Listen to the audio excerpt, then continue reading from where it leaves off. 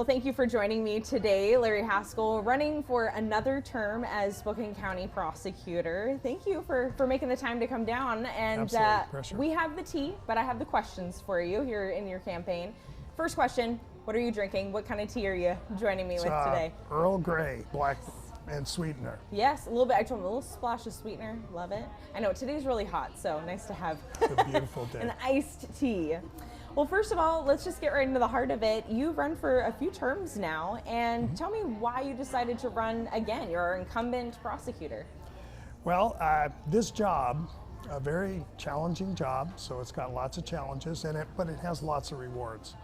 The challenges include all the issues that we're going to talk about in this interview, including the rise in crime and the restrictions that have come about of late on police actions and some of the tools that prosecutors have lost and that sort of thing. Staffing is always a challenge, getting people the money that they need, and nearly 150 people that work in the prosecutor's office, making it the largest law firm in the entire Eastern Washington. And but the rewards for this job are amazing. Knowing that you're helping victims. I call them the only non-volunteer in the courtroom. Everybody else is either getting a paycheck or made some kind of a decision to go there, with the exception of jurors. Sometimes they don't have a whole lot of choice, but even at that. So a lot of challenge, a lot of reward. I feel like I know the job better than anybody right now. I took over for... Well, you've been in it since 2014, right? Well, 2014, I took office on 1/1/15, and a third term, a final term. I'm getting a little older, and I want to have some life on the backside, and of course, we're not guaranteed anything tomorrow, much less 4 years from now. But that's mainly why I run. I think that we've done a pretty good job, given the resources that we have. We've had some interesting challenges, which we can talk some more about, in terms of a wave of retirements and navigating the pandemic and all the things that the courts did, and that anything that the courts do, we have to respond to. So that's why I'm running for one final term as county prosecutor. This is your final term. Yes, ma'am. Well, best of luck to you. Thank you. Thank you very much. Now, in this race, you are running against now 3 women. What do you think about that? Well, I've always told people it's not like you own the seat. It's really rent a seat. You're there at the will of the voters, and if they decide to bring you back, then you will, unless you do something so outrageous that you get recalled or something like that. But overall, their sacred vote came to me, and I believe I have a duty to earn and maintain their trust, as well as protect their property and their body from those who would do them harm.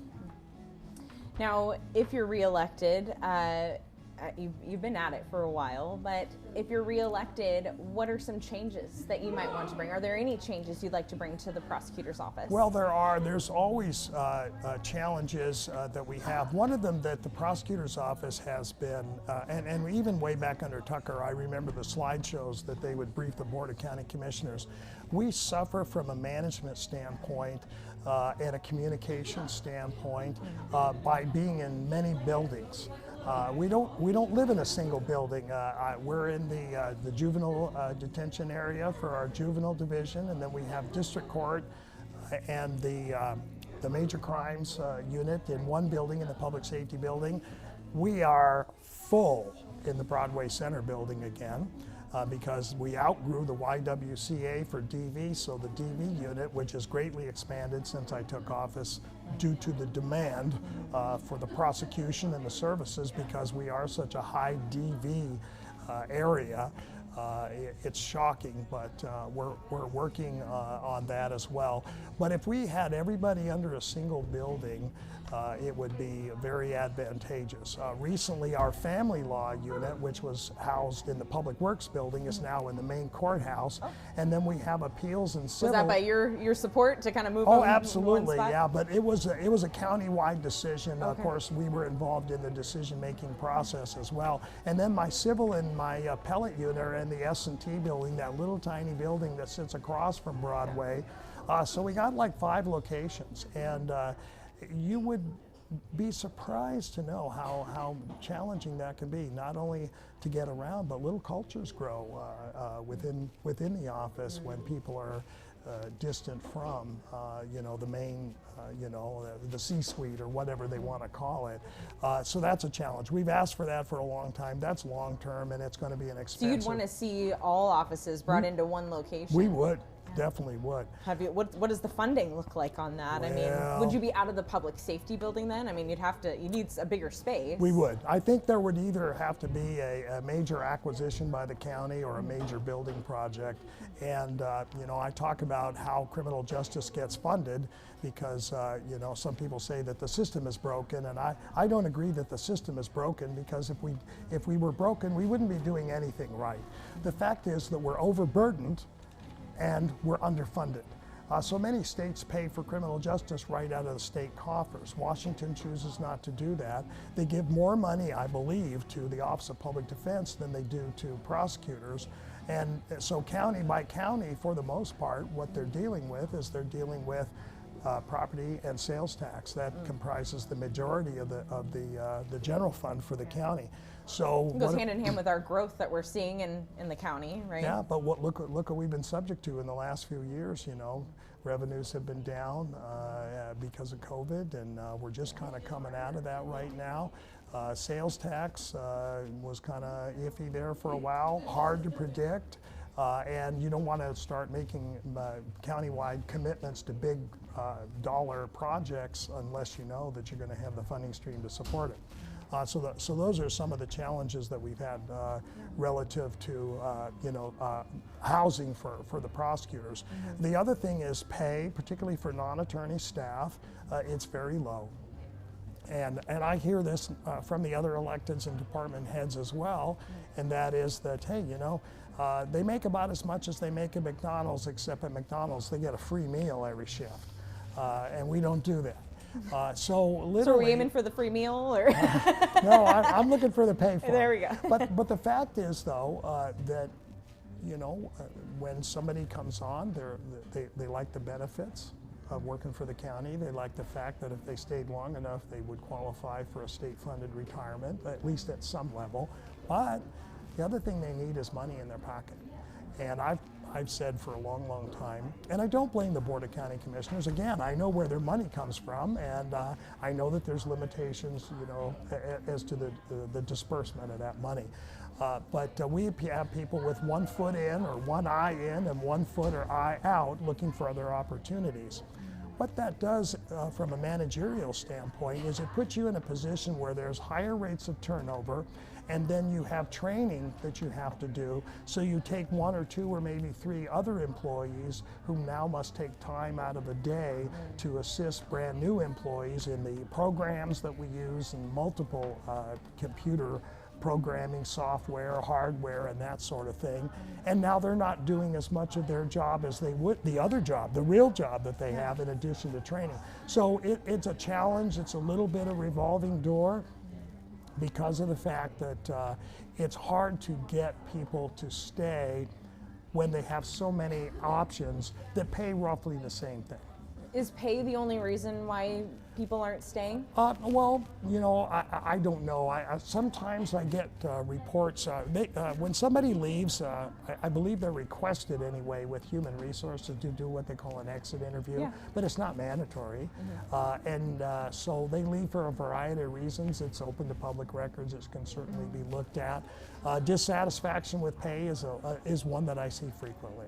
But is it the big factor? I mean, what other factors are there that you've heard in those exit interviews? Well, some people complain about management, supervision. Some people complain about the working conditions in terms of the buildings. The BCB has been complained about for a long, long time. There's many that thought it was going to be condemned after a fire they had in there in the late 90s. I remember when I first got hired in 1998, we still had files that smelled like smoke. So it was a little bit before I got there, but not too long. There was still smoke. Maybe in the time pot. to move it to digital, maybe So, somehow. And we're getting more and more Yeah. electronic, but we still carry paper files as Sure, well sure. for the prosecutor's office. I know we've gone a lot more electronic in the filing and that sort of thing with the court clerk.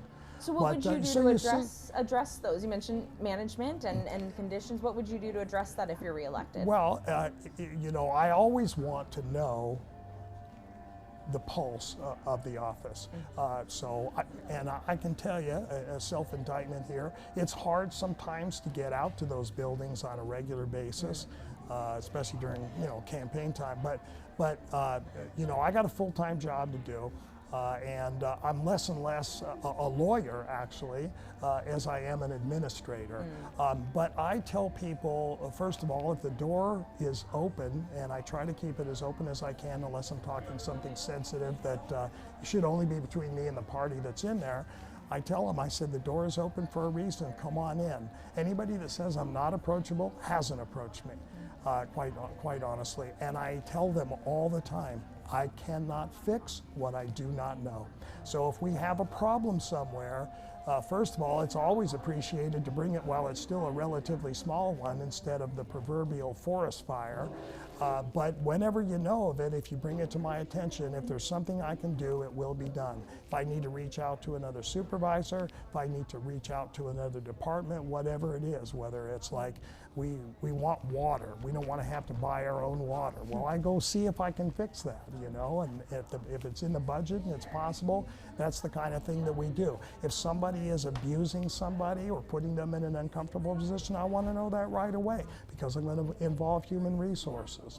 And I've moved people to accommodate, you know, little conflicts that happen. If you got 150 people working together, you're going to have conflicts.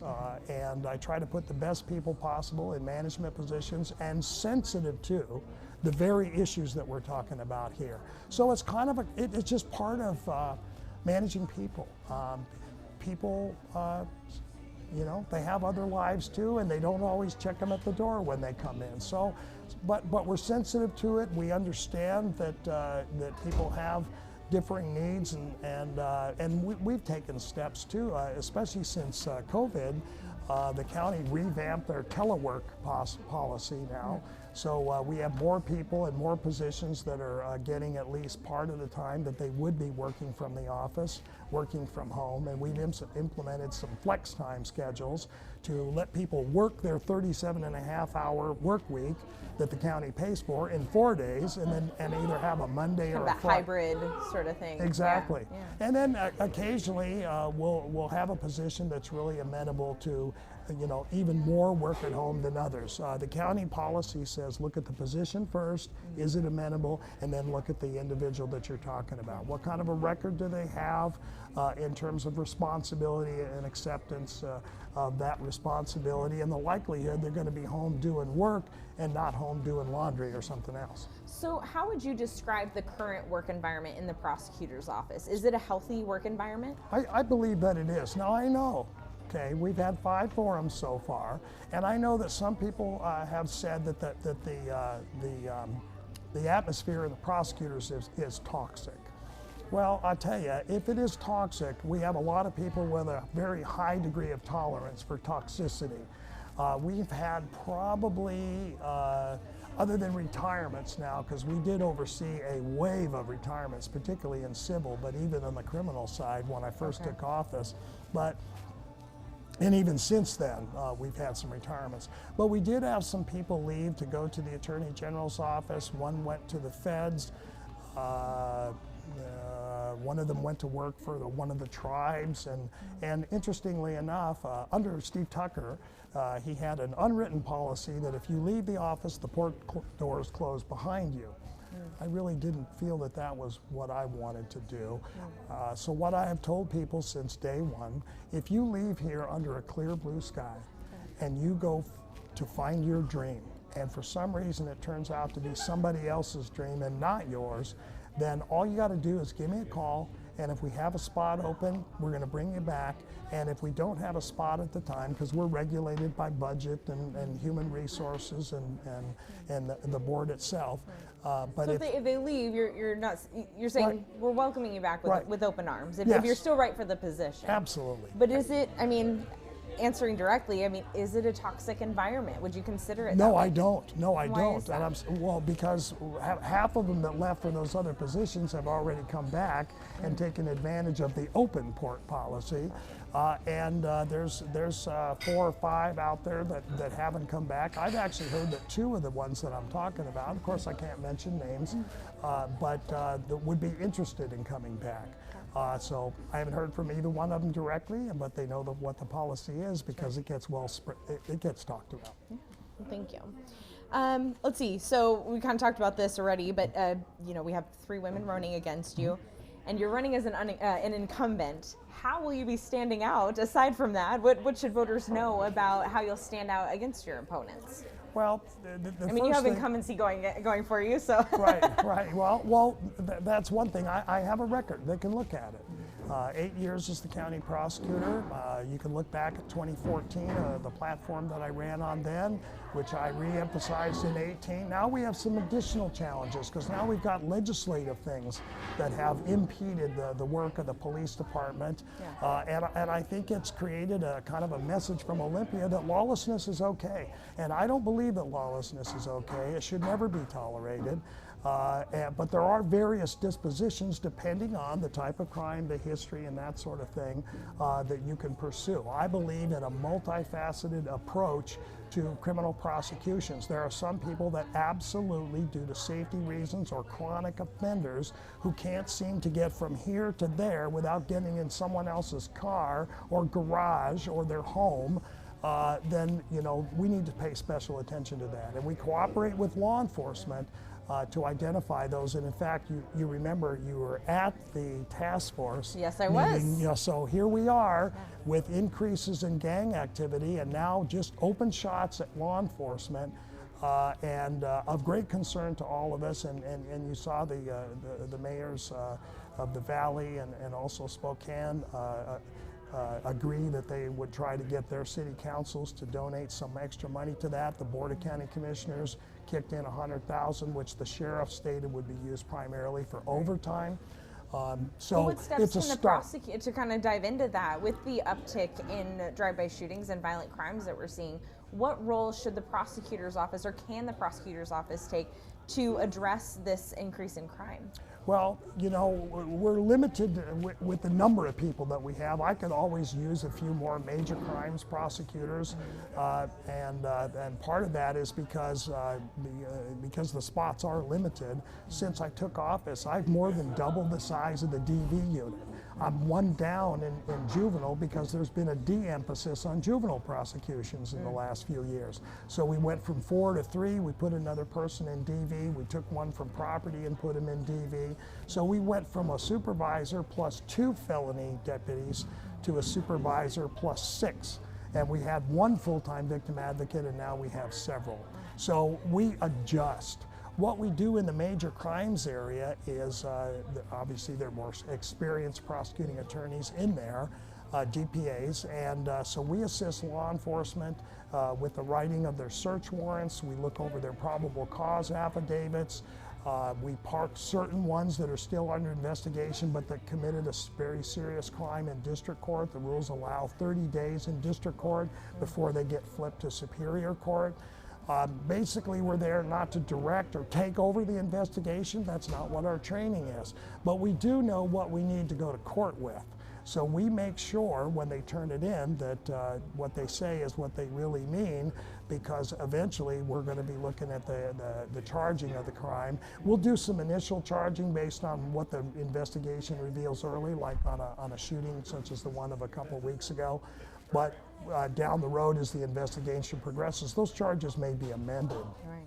But I guess, is there any way that the prosecutor's office, if you were reelected, could take a stronger stance on prosecuting these violent crimes. Yeah, we certainly could, and we have in some areas. It's kind of interesting when you take a more aggressive stance, you get more aggressive criticism sometimes. It reminds me of a few years ago, I believe it was 16 or 17, when I was looking at the DUI increases and the vehicular assaults and an occasional vehicular homicide.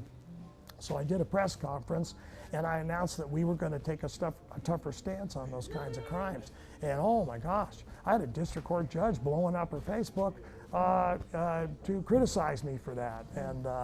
And some of the business owners criticized me, and a couple defense lawyers criticized me. But keep in mind the fact that there's a statute that says that nobody is actually entitled legally to a plea bargain. The law says that somebody is generally expected to plead guilty to the charges that adequately describe the nature of the criminal conduct or go to trial. And then there's a list of reasons why a prosecutor might want to consider reducing those charges. There's many counties in the state that don't negotiate DUIs at all. So for Spokane to take a tougher stance, I found that would be appropriate, given the numbers that we were seeing. Now it's tougher on the major crimes to bargain away certain aspects of it because there's more standards there that are applied by the legislature. We prosecute as far as the evidence will take us. And then to spin off of that, I guess many of the violent crimes that we have been seeing, I mean, it seems like every week I'm covering another drive-by shooting. With those drive-by shootings, let me rephrase. In this uptick of violent crimes, a lot of times we're seeing the suspects are repeat offenders. Correct. So how should we be dealing with that? I mean, a lot of times I get another press release saying, oh, well, Johnny was arrested and he's a 15-time convicted felony conviction, but he's still out on the street. So how should we be addressing that? Well, there's a number of factors that go into that. But when somebody has been identified as what we call a chronic offender, back in Steve Tucker's day, we called it the 9+ offenders, which means 9 or more prior felony convictions. We take a very close look at whether or not we're going to make any plea bargain on those, per that statutory provision that I just mentioned to you. We're stiffer and we're less likely to deal those cases than we are if somebody had especially considerably fewer felonies. But if they are a chronic offender, again though, we're still stuck with the evidence that we have, and we have to be able to prove it beyond a reasonable doubt, of course, because you got to expect if you're not going to give a bargain of some kind that more likely than not it's going to go to trial sooner or later. Sure. So we have taken a very aggressive stance towards that. I've taken criticism for that as well, even sometimes from some of my own deputies. Making records like, well, I really don't have any discretion here. That's right, because this is a chronic offender, this is a public safety issue, and we're going to prosecute that, again, as far as the evidence will take us. Now, mindful of the fact that we can only try so many cases. There's a lot of people that get very concerned about the fact, well, some people say we try too many, some people say we try too few. But the fact is, if you look at the numbers, you got 12 Superior Court judges, you got, say, 52 weeks in a year. So if you say the average felony trial was a week, 12 times 52, that would be ideal. However, at any given time, there's a judge on chief criminal, which means they're hearing dockets. There's another judge who's presiding, who's hearing pleas. One judge is in juvenile, one judge is in family law, and a couple of them or more are sitting on the civil docket. So you might have 3 trial judges available at any given time, plus they have 2 weeks of judicial conference annually, a spring and a fall, and then they also have vacation and occasionally a judge gets ill. So looking back in time, we're typically right around 100, in the 90s to 100 to a little bit more sometimes, felony jury trials on an annual basis. Okay. I haven't looked for this year, because we're still early in the year, but typically speaking, we're running in the 90s. Now, when COVID hit, okay, now that had a significant impact on the criminal justice system. first of all, by March of 2020, the state Supreme Court had basically cut it down. The only hearings that were going out, for the most part, were hearings on whether or not other people were going to get out of the jail due to the COVID risk. Right. And you remember the Supreme Court order on the Department of Corrections getting people out of DOC as well. So we were releasing prisoners and we were releasing people from the local jails, you know, for the safety, for their own safety and the safety of the guards and all the rest for COVID. But crime didn't take a day off during COVID, surprisingly enough. And we knew we were building a backlog of cases, because if the input is the same as it normally would be, and it was, and the output is down to a trickle, then you're going to get a backlog, because we just weren't able to move cases. So we're still working to a degree on some backlogs as well. But I've always taken a tough stance on chronic offenders. They are the smaller percentage. However, they do take up the bulk of resources, and they create new victims. And that's from domestic violence to burglaries, to assaults, and the data from both the county and the city of Spokane demonstrates that we've had an uptick in those types of crimes. And what I hear from law enforcement a lot of times is, lately it seems like there's just this revolving door with these repeat offenders, right? Either they have a pretty low bond, I know this is left up to the judge, but they either have a low bond or they're released without a bond. So I guess, what do you take from that? I mean, is there anything that you can do? Do you think there should be something done about that? Well, I'll tell you what we've done. So what has happened in the last few years is there has been a movement to eliminate cash bail. Now, you can eliminate cash bail in a number of ways. One of is you can change the statute and eliminate cash bail. Our legislature hasn't chosen to do that. Another thing that you can do is you have the Bail Project. I'm sure you've heard of them. They're here in Spokane, and what is their limit? $5,000. Judges and commissioners that do these hearings all know that the limit for the Bail Project is $5,000. The court rule, which is CRR 3.2, hasn't changed in a long time. But what has changed is the attitude towards it. And the attitude towards it is that release is presumed. Does that frustrate you from your position, seeing this revolving door? It absolutely does, because we look at the same factors as we did actually when I was a DPA, and that is you look at the current crime and the severity of the crime, and you know, what was it, murder? Was it serious assault? Were people's lives lost, or were their lives altered forever? You look at their criminal history. What kind of felony history do they have? Is it the 15 that you're talking about? Do they have felonies from the juvenile days? Also, what is their response to legal process? I mean, essentially, if you are a person with multiple warrants, what that means is, for whatever reason, you have disobeyed a court order to be in court on a certain day at a certain time. So that's response to service. And then the court rule talks about whether or not the person is a risk to not show up, or a risk to flee the jurisdiction, or a risk to interfere with the administration of justice, or commit a violent crime. Right. Well, some take it at face value and say, well, if it's not a crime classified as a violent crime, then it doesn't count. But that's not what the court rule says. It goes on to say judges aren't limited to just the statutorily classified violent crimes when they consider that. So intimidating a witness, right? You know, and or you know, tampering with a witness, that sort of thing. So what we did, we came up with a form, because, you know, and I think I might have mentioned this to you at one time, but my deputies were coming to me saying, geez, Larry, you know, I think we asked for a higher bond than that, but nobody really knows. And so they could go pull the record or have a transcript made, but I found an easier solution. I said, why don't we make a form and caption it just like any other page in the court file, State of Washington versus so-and-so on the left, upper left, and then all the case information that we typically have, and then come up with, the state asks for such and such, the judge or the commissioner ordered such and such, or release. To really put it in black and white. Put it in black and white, and then the deputy signs it, dates it, and identifies who the judge or the commissioner was, and we file it. So then 3 months later, when Amanda Roley calls me from KREM 2 and says, "Hey, Larry, so-and-so was released, and now they've committed another crime. What did you guys ask for?" Well, I can go look it up. It's a public record at that point. Gets filed with the court file like any other document, and I can tell you months later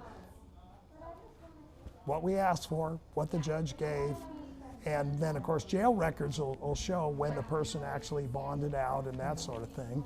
And recidivist behavior that's, days, weeks, or even months is a very serious thing, even though a lot of people we're being trained to think that's not bad. But the fact is, recidivism is usually tracked for several years following release. So if they're committing crimes within days, weeks, or months, and mind you, statistics also show that people commit 6 or so crimes before they get caught. So chances are very high that even the one that we find out about was not the first. Sure. Because believe it or not, we don't have enough deputies and police officers from the various jurisdictions to be everywhere in the county at a given time. So we know of, police arrest on, and we charge only a percentage of the crime that's actually being committed in our community. The data supports that is a fact. So Larry, I do want to shift gears here. It came out in this past year that your wife's made racist comments. So I want to ask you, how has your wife's racist comments compromised the prosecutor's office? Well, I think everybody was shocked, but at first, but I think it was because, why didn't I know that? Why didn't I know that we were racist? People started to second guess themselves, and especially the newer ones. People that have known me for a long time, or that were in the office already when I got here in 1998, they're like, that's a lot of noise, because here's all of the checks and balances. Okay, first of all, we don't go looking around for the people that we bring in, right? So law enforcement gets 911 or dispatch gets a phone call, there's a crime somewhere, usually reported by a victim or a family member. Law enforcement goes out, conducts an investigation, interviews witnesses, and maybe they make an arrest. They make an arrest based on probable cause. They bring that person into jail, presumably for a violent crime. They're going to be booked, and within a certain number of hours, a judicial officer is going to take a look at whether or not there's probable cause there. So there could be 2 probable cause looks before a prosecutor even touches it. Okay. And then after that, we apply statutory principles. Our guide. Now, I hear you talking about the process of this, but how has your wife's racist comments affected your office? Again, at first it was a little bit of a shock, particularly to the people didn't know, they weren't aware that right. she. Were you aware? No, they weren't aware that they didn't see any racism and so now we're being accused of being racist, because in my view the purpose of it is to smear my wife with those things, and justifiably so to a degree, but then say, okay, because she feels that way, without knowing anything more than the post that they published, to say that she is to say that Haskell must be too. And I have told people over and over again, I have repudiated those views. I have told the public that they are reprehensible, the comments were reprehensible, but that those are not my views. I don't share them, and I certainly don't practice them in my professional life. But how can you say your wife's opinion doesn't affect you? It doesn't. But how can you say that? How can I say it? Because I know what my authorities are.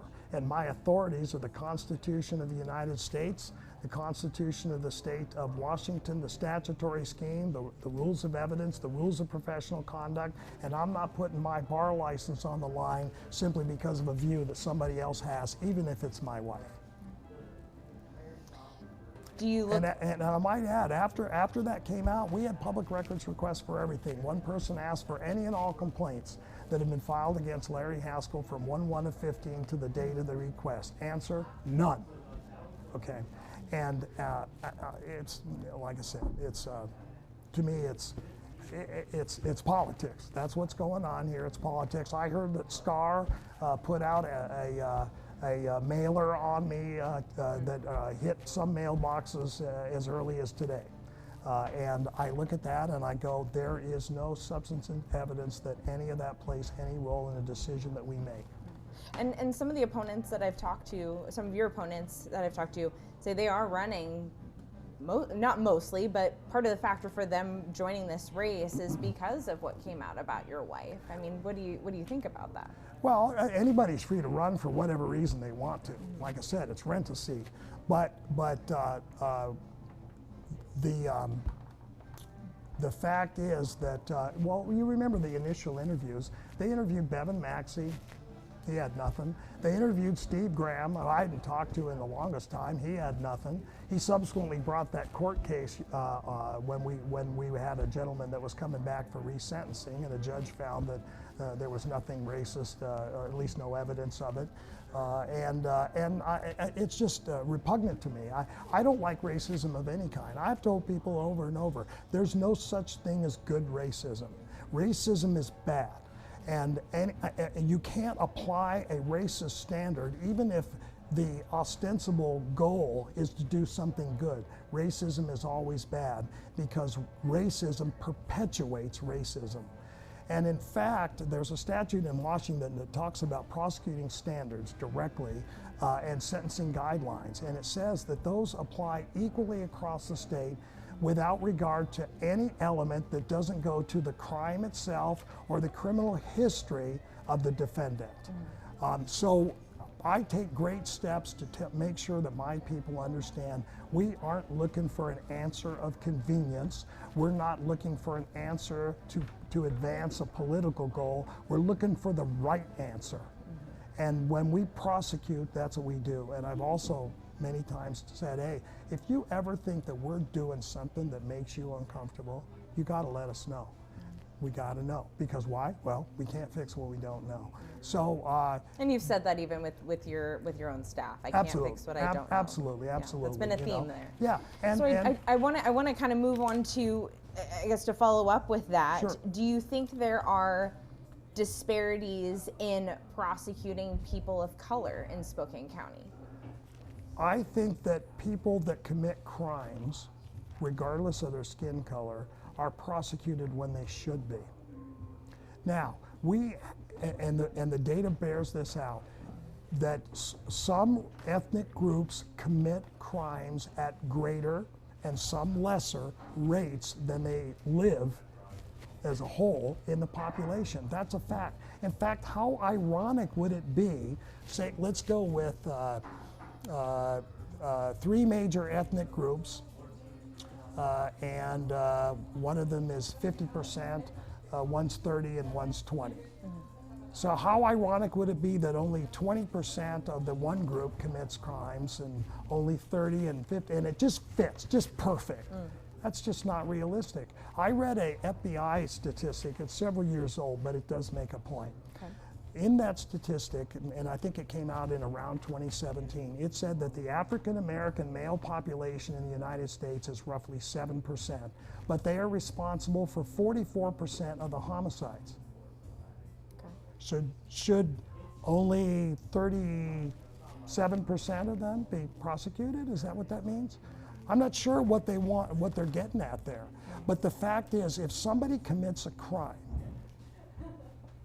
and it meets statutory standards, we're going to file it, especially if it's a violent crime. But we don't. So to be clear, you don't think there are any disparities at this point? Don't think there is an intentional racial element to charging in Spokane County, or police work for that matter. Now, there's been a couple studies. I think Bob Scales did a study for SPD, and I think he recently completed one for the sheriff's office, and I'm not sure that that one's public. I think the SPD one was older, and I asked him after all of this, I asked him to do one on us too. Okay. And we paid for it. Is that public? It's not public yet. Okay. There may be a portion of it public in the filing in that case that I was telling you about that it was heard by a judge a little bit ago. I believe he filed a certificate. But the whole report, I don't believe, has been released yet. Okay. It's easy to say, but let's look at gender. Okay, so roughly in the population, males and females is about what? About half and half, right? Sure, half and about half. Half and half, roughly. Yeah. But yet at any given time, 80% of the inmate population in the county jail is male. Mostly male, yeah. Is there gender discrimination? Are we picking, innocent males off the street and law enforcement arresting them and putting them in the county jail, and we're prosecuting them on some basis other than the fact that, again, they committed a crime, there's been found probable cause, we've done the 411 analysis and decided we can prove it beyond a reasonable doubt. Nobody has a problem with that. Well, to me, the analysis is very similar, and that is if a person is arrested, their skin color or their gender should never matter. Should never matter. And I don't believe it does in Spokane County. And if somebody believes that it does, the burden is going to have to be on them to show that. But to just say that if somebody is 3% or 7% or 10 or 20%, if they're being arrested more frequently than that, we got to take a deeper dive. And I think I said that in my news conference. Disparity, okay, there's disparities. If you accept the notion that if there's 30% of a population living there in Spokane, say, and yet they make up 45% of the population in the jail, that is a disparity. I'll accept that. But let's look at what's going on underneath that. We need to have that discussion. We need to do that deep dive, and we need to ascertain whether or not this is actually racism or whether some group, whoever it may be, or some gender, is committing a disproportionate amount of the crimes. And I will tell you, sometimes that includes a disproportionate number of the victims as well. And there's data to support that as well. So Larry, what do you think the court system needs to be doing better? Well, the first thing that I would like to see is I'd like to see some of the reversals of some of the legislative policies that have come up in the last couple years. Which ones? What specifically? I can't give you the numbers or anything well, like I guess that. But the ones that are talking about eluding and the ones that are talking about when police officers can actually continue to be in contact with somebody. You're talking about the police reform laws. Yes, the police reform laws, and then also slowly but surely they're nipping away at the length of sentences, particularly in juveniles. And guess what? What are we seeing? We're seeing an increase in juvenile violent crime. Now, I wonder why that is. But not just juvenile, no, right? No. But I mean, part of that is juvenile. Sure. Even when I was a gang prosecutor before I got elected to the office, we were seeing increasingly that the gang members were recruiting some of the juveniles because they knew that the penalties, if any, would be less. And so it's just intensified now because of some of the juvenile laws that we have. So that's one start, and in order to do that, I've been telling people vote. Why? Because at any given time, over a third of the eligible voters don't vote. If you want change, then you need to vote in numbers, because right now, the message is what the message is. If you like it, then you're good. But if you don't like it and you're not voting, well, man. I think that leads me to a question. We have some viewer questions that came in, and one of those things was, you kind of allude to this, so some of the Washington laws, but some Washington drug possession laws have become a little more lax. Correct. So how would you intend to prosecute drug possession crime as it relates to crime rates? Well, we're kind of stuck there, aren't we now? So in the Blake decision, a year ago or more now, the state Supreme Court declared that the possessory statute was unconstitutional. So, and that meant going backwards too. So we have been undoing convictions along with the public defender's office and some private lawyers, along with the courts, getting those things, undone, readjusting offender scores, letting people out if they were in.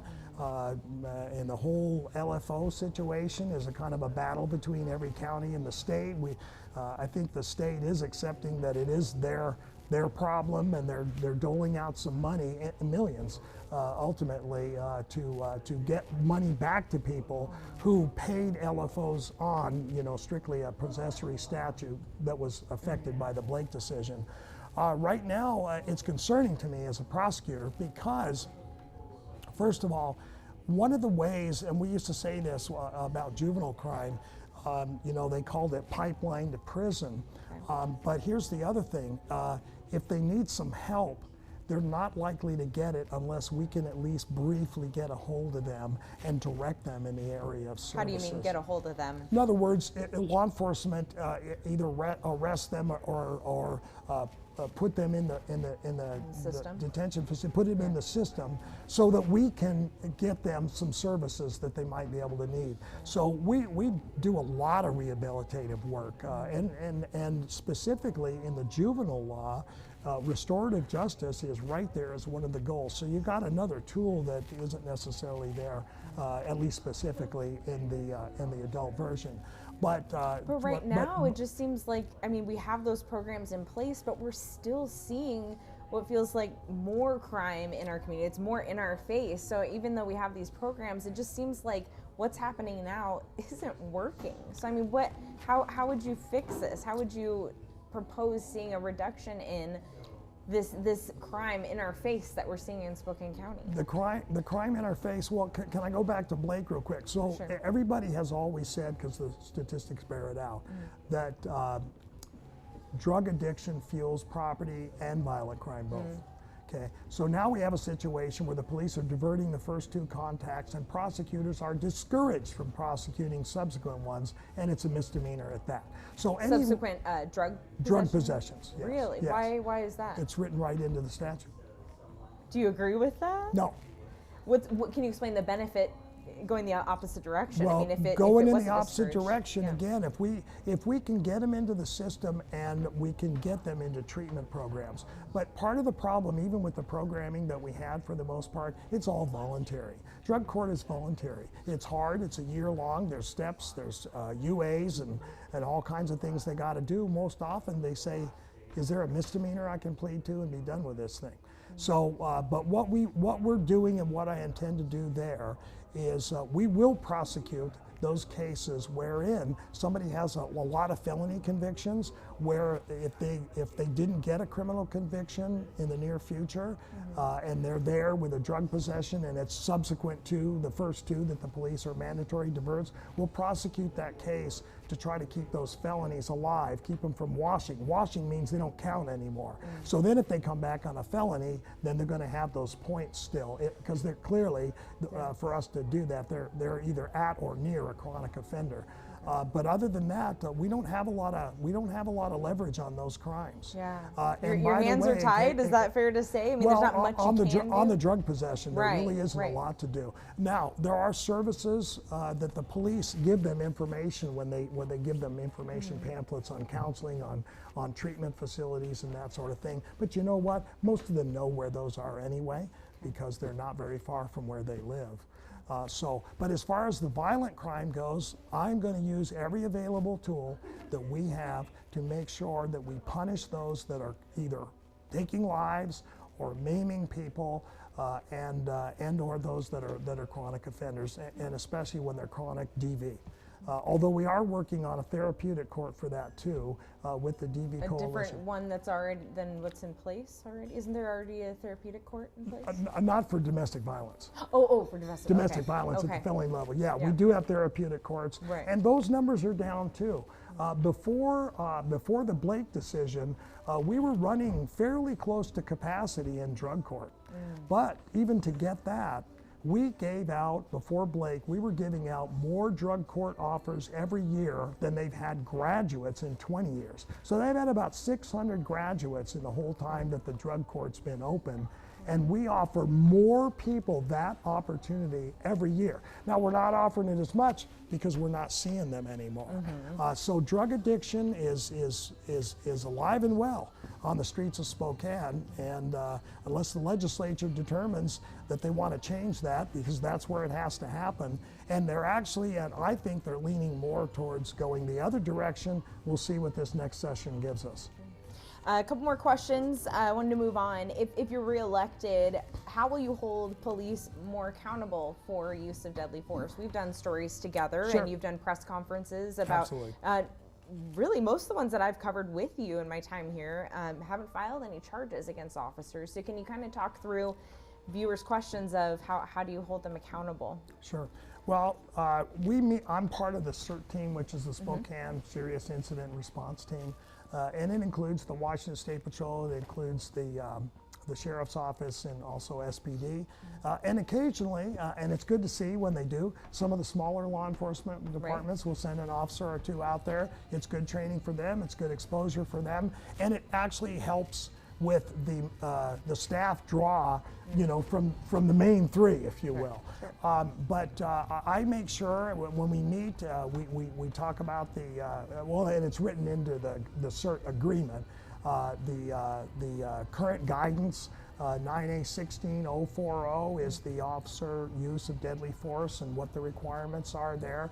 But, you know, it doesn't get treated any differently in the sense of, if I were going to propose to charge a police officer for applying lethal force, I would have to be able, just like any other case, to prove that beyond a reasonable doubt. And obviously what the officer is going to bring with experts, they're going to bring self-defense or defense of others, whatever the situation may be. And if 994A411, the charging statute, I'll call it, says that... You're losing me, Larry. That's what I was going to say. Okay. The charging statute says that if you take the admissible evidence together with the most reasonable defense, and I pretty much laid it out for you, would it justify a conviction by a reasonable fact finder? The reason these things can go to a civil suit is because the standard is much lower, and it gets handed off to the risk pool, and they make a decision from the standpoint of civil liability, which is greater than 50-50. But the criminal standard is beyond a reasonable doubt. It's the highest legal standard that there is. We have charged police officers since I've been elected, and I know you know this, with various crimes, okay? But again, we're looking at the same charging statute, whether we're talking about an officer-involved shooting or whether we're talking about some other crime that a police officer commits. I don't know how many police officers we've charged, but it's been a number of them. Do you stand by your decision, those officers that you haven't filed charges against, do you stand by that decision today? I do. I absolutely do. I'm not looking to give them a break. What I am looking at is that we reach the right decision. And I'm not the only one that weighs in on it either. I usually contact the chief criminal deputy. We take a look at it a couple times. We occasionally have offered one. There's more people in the room. Oh yeah, oh yeah, yeah. And in addition, the head of major crimes. So when we had Mark, and we had Larry, and we had Kelly, and a few of those, that we would take a look at those. But obviously my signature goes on the page, but we give it a very close look. Now they also have the Office of Independent Investigations, which took effect on July 1st. Yeah, how does that, so that's the new Washington committee. How does that affect maybe your rulings now? Does it, or the process of reaching those case filings? No, it isn't going to change anything that I do. Yeah. I welcome oversight. Bring it, you know. I think we're doing the right things. You show me that we're not. So we had a meeting with them when I was at Summer CLE in Chelan, and they expect to hire upwards of 80 people, and that they hope to be up and running by sometime next year. It was a little bit vague as far as that goes. They have the authority to review investigations that are complete, and they'll also have the authority to take over and even charge future And we have ones local as well. representation on there. Council President Brian Biggs is Exactly, part of that. he's on that the board. board. Yeah, he's one of the 11, I believe. Do you want to move on? Real quick, I've asked all of our candidates this. What is your stance on gun rates? Washington laws have changed quite a bit. We have a change with the ghost guns, regulations on that, max capacity of 10-round ammunition or magazines. And I wonder, kind of tell our voters, what is your stance on gun rights? Well, I'm a Second Amendment guy. Actually, I'm a 10th Amendment guy. The Bill of Rights mean a lot to me. The whole Constitution means a lot, but the Bill of Rights is very important to me. So the First Amendment, Second, and on all mean a lot to me. And I believe that they should be given strict scrutiny. I do believe that the state is stepping on some lines here, but that's not for me ultimately to decide.